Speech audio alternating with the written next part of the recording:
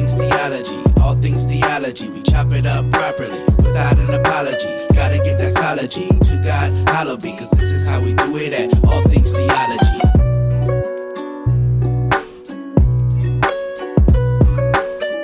Yo, grace and peace, and welcome back to an episode of All Things Theology, where this is your host K-Dub, and today I'm gonna provide an update of what has been happening with the Robert Morris scandal, and also this has actually turned into a larger scale scandal than what maybe we have originally thought. Though I said I was under the impression that it would get worse. Generally, when it comes to SA cases, it's not just one time. And especially with a group like this, it can get messy. And so what I want to do is share my screen and read from an article that talks about it. So let's check it out together. This is on WFAA.com. If you like to read it, I'll put a link in the article as well for you to check it out. But if you notice, the title, right? Gateway Church was involved in lawsuits before child SA allegations against the megachurch founder and senior pastor Robert Morris surfaced. So this has been a long history, numerous history, we'll say that, at Gateway Church. So let's talk about this. It says it first starts off with the story that we know from Cindy.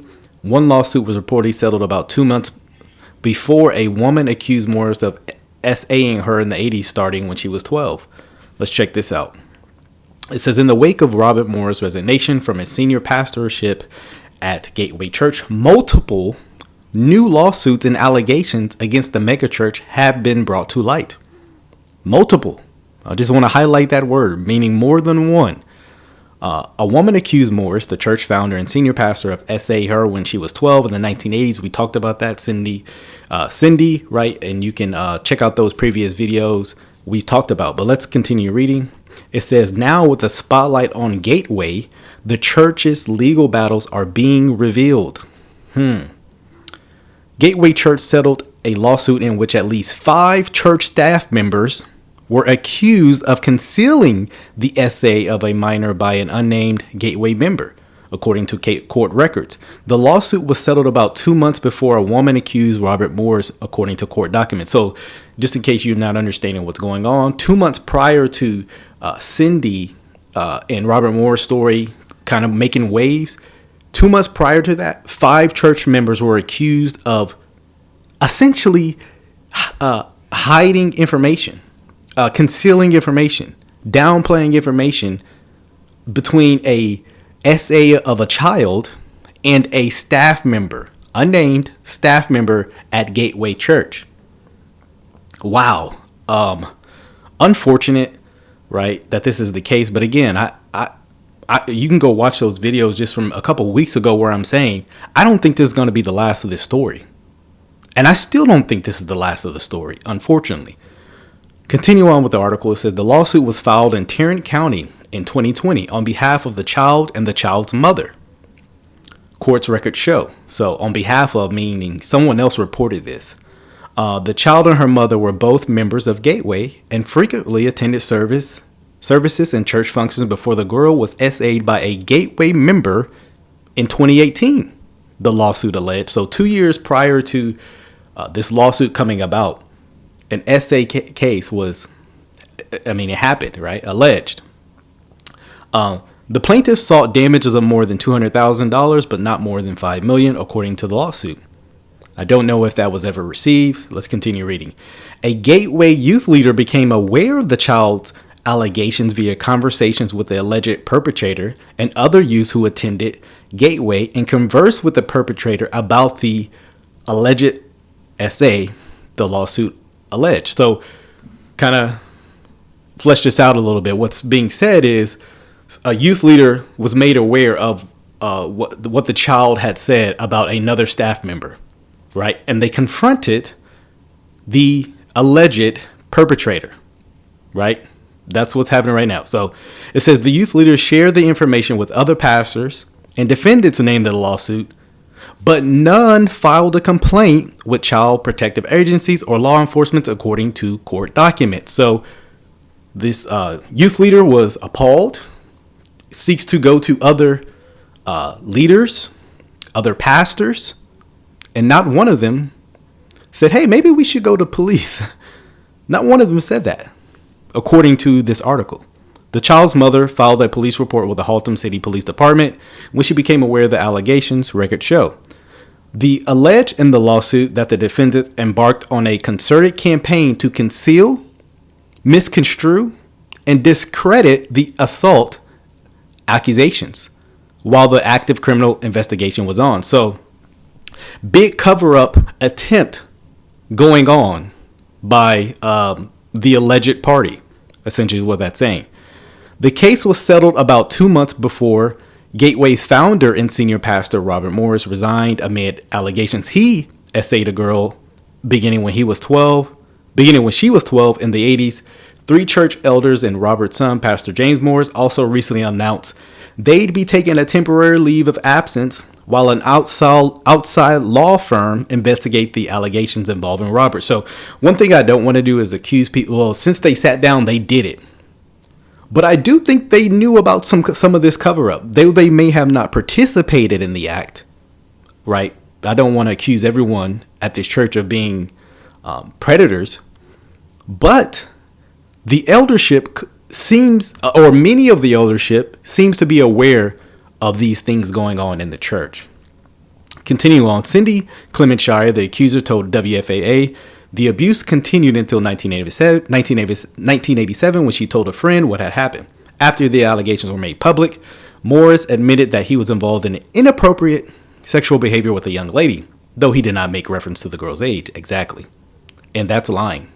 You're leading people to believe a certain thing, even though it's bad enough. I mean, it is bad that you as a pastor, committed adultery on your wife, disdain the moral character for what a pastor is to be. That's bad enough, let alone it was with a child. Continuing on with the article, regretfully, prior to Friday, June 14th, the elders did not have all the facts of the inappropriate relationship between Morris and the victim, including her age at the time and the length of the abuse. That's the narrative that they're saying. They didn't know, right? The Gateway Church Board of Elders said in a statement on the allegations against Robert, the elders' prior understanding was that Morris' extramarital relationship, which he had discussed many times throughout his ministry, was with a young lady and not abuse of a 12-year-old child. Continue on. Another lawsuit against Gateway in 2016 alleged that a minor was assaulted by a boy while attending a Gateway daycare program in 2014. While his parents were attending worship service, court documents show. So again, another case. So right now, that's 3 total. Granted, one was in the 80s, but these 2 were in the last decade. Continuing on, the child's parents took him to the hospital for treatment when they discovered injuries after service, according to court documents. The parents contacted the executive pastor of the program for an explanation of the injuries and were baffled as to how the boy sustained an injury if, in fact, the program actually was providing one-on-one supervision, the lawsuit alleged. The child's parents contacted another Gateway employee in 2015 who said the child's injury was the result of the boy's second assault while in the program, according to the lawsuit. So this was not an essay. This was just an assault. Seems like a boy hit another child, right, and injured him in such a way he had to go to the hospital. Let's keep going on. A representative of the church's insurance company contacted the child's parent in 2015 and asked the parents if they had seen a video of the boy's injury, but no representative from Gateway had told the child's parents about the existence of the video, the lawsuit alleged. So there's a video. The parents seem to not even be aware there was a video of the actual accident, or I can't even call it an accident, incident. An executive pastor of the program said the child's injuries were captured on video, but the video had been destroyed, the lawsuit alleged. My goodness, there's so much cover up at this church. An agent of Gateway's insurance company then told the child's parents that Gateway had the video but refused to provide it, according to the lawsuit. This is terrible. The child's parents hired a lawyer to try to get the video, but were told by the lawyer that the entire original video couldn't be produced because much of the video had been destroyed, according to the lawsuit. The lawsuit was reportedly settled. Another lawsuit was filed in 2023 by a woman who was hired in 2018 to serve as a temporary administrative assistant at Gateway's North Richland Hills campus, in which she alleged harassment by a pastor and a hostile work environment, court records show. The woman worked at Gateway until September of 2021, according to the lawsuit. The status of the lawsuit is unclear. WWA reached out for comments, but hasn't heard back. Let's see if we can play this video here. Building your online business? Go to Wix.com and set up your store.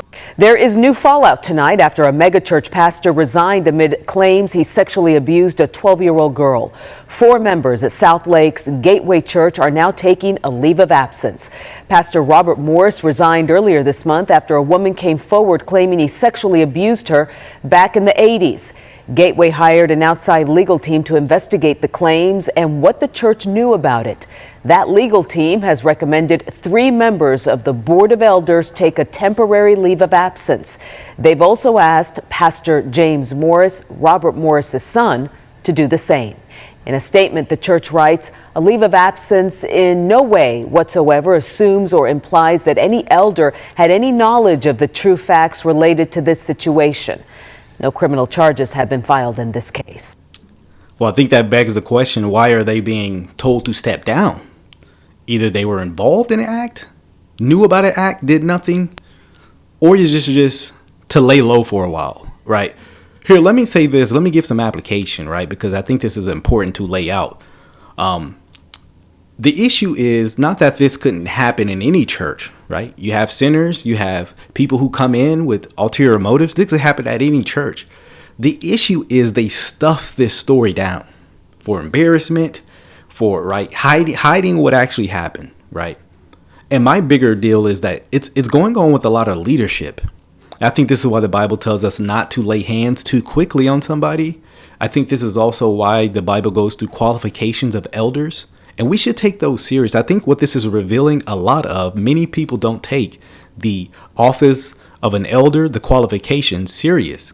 And I think that's what a big lesson in this story is. Unfortunately, you still will have people defending Gateway Church, the leadership, the elders, Robert Morris himself, saying that they're great men of God, even though they will do these acts, not only do these acts, hide these acts, not only hide these acts, deceive people from thinking something else went on. I mean, there's a whole list of sins going on in this, right? You know, but the Bible says, hey, your sin will find you out. And so, again, the leadership should be honest and integral. Okay, if this happened, you need to share, get the police involved. This ain't just like, hey, you know, though forgiveness is offered, if they truly repent, obviously you should forgive someone. There are consequences even though a person forgives, right? And this isn't something, well, they said they were sorry, so we're not going to go to the police. No, you're stuffing this down. You're lying. You're hiding. You're concealing even. And so this is very important. I think many churches, it's a learning lesson. It should be for many churches who are, you know, maybe this has happened, maybe for future things that may happen at your church, that, you know, don't just conceal this, or you could just say, oh, we'll handle it in-house. No, not with something like this. Not with something like this. So again, this is why I wanted to talk about it, right? Share the information, but also there's practical ramifications I think everybody can be learning from. Till the next time, y'all, grace and peace. Yo, grace and peace. Thank you for watching another episode of All Things Theology. If you enjoyed what you heard today, go on and give me a like. Subscribe to the channel. Hit that notification bell. I promise to give you weekly lives, videos, interactions, exposing false teachers, sharing with you, the viewer, my theological beliefs, things about the culture, and the Bible. So if you're here for that, come on and join us. Also, if you would like to support this channel financially, you can do so by becoming a Patreon member or a YouTube member. Links are in the description below. You can see content before it drops. You can also have Q&A sessions with also other Patreon members, YouTube members as well. So if you would like that, hit the description link in below.